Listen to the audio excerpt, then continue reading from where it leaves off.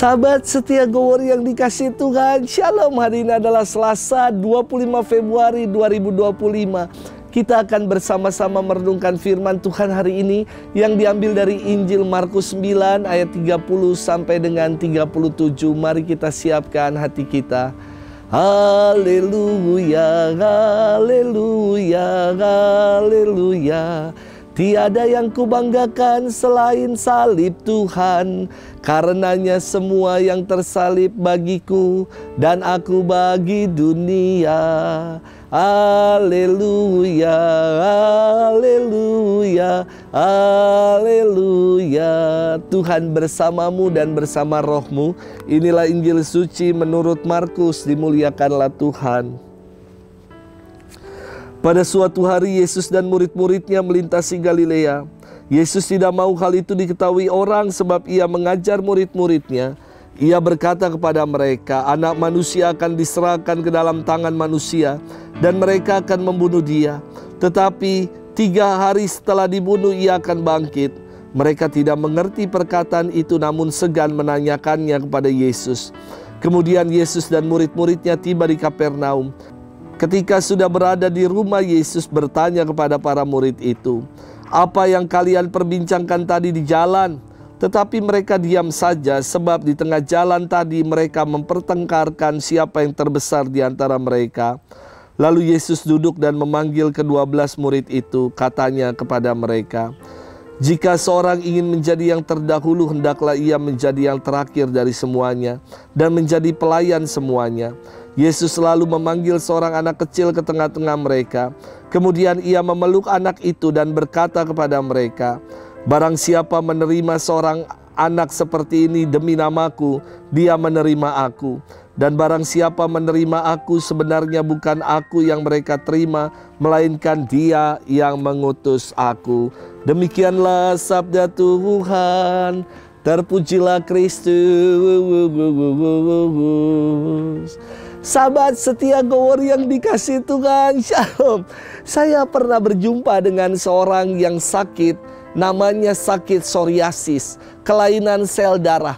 Penyakit ini langka, seluruh tubuhnya penuh dengan luka, macam luka terbakar.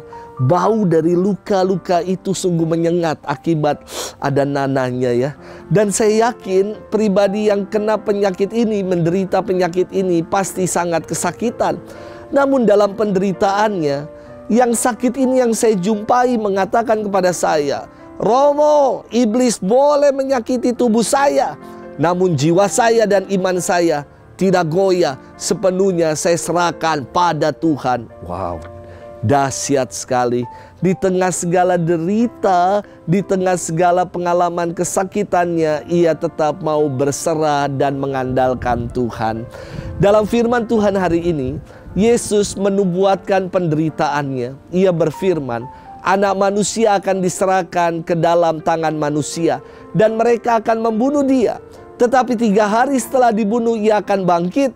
Para murid nggak ngerti dengan perkataan Yesus ini dan segan untuk menanyakannya.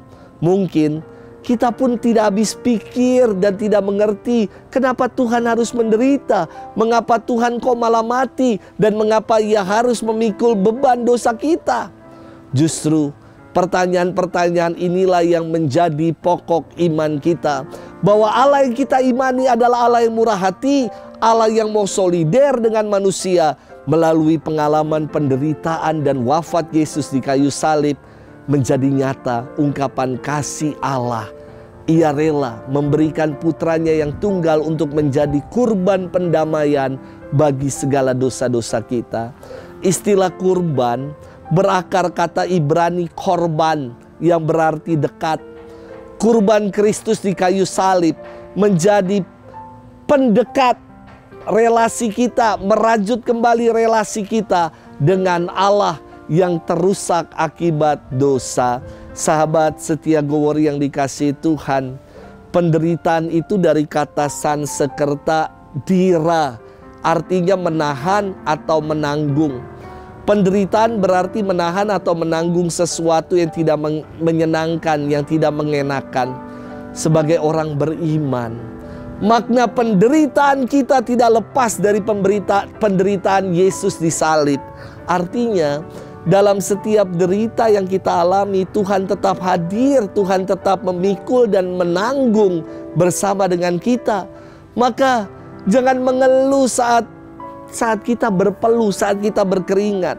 Jangan lelah walaupun kita mungkin disesah, dan jangan menyerah ketika kita harus menderita, sebab Tuhan selalu beserta kita. Selamat bermenung. Tuhan memberkati kita selalu. Bapa, Putra, dan Roh Kudus. Amin.